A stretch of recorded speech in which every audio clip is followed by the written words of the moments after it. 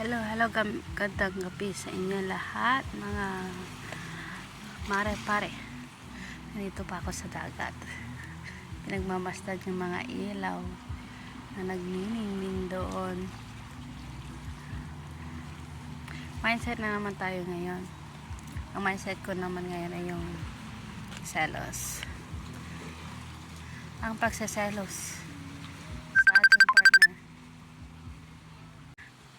Tumawag kasi nanay ko. Saan na ba tayo kanina? Nakalimutan ko na.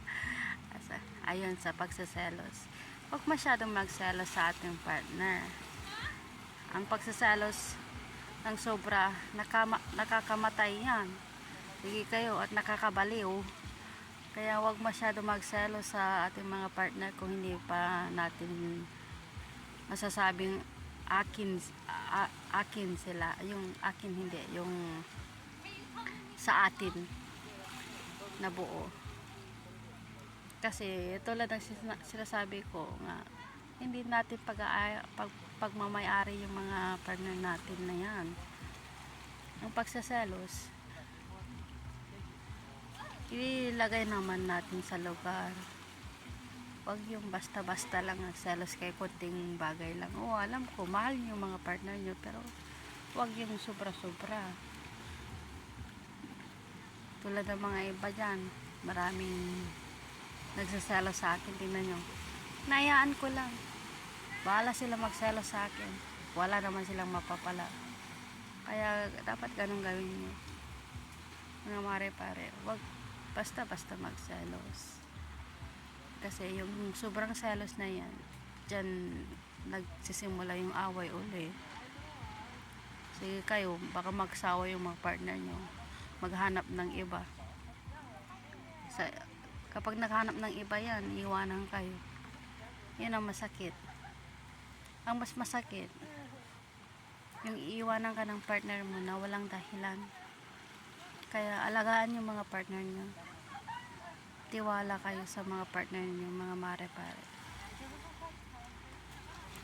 Huwag nyo akong tularan. Ganito na talaga yung buhay ko.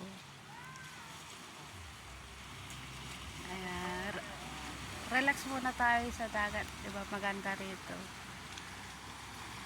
Yun nga, mga mare-pare, huwag masyadong selos ha, kasi mahirap na, ayaw kayo masaktan, kasi masakit yun. Alam ko, ginusto yun yung mayroon kayong partner, pero nakakasama din minsan. Isipin nyo yung sarili nyo.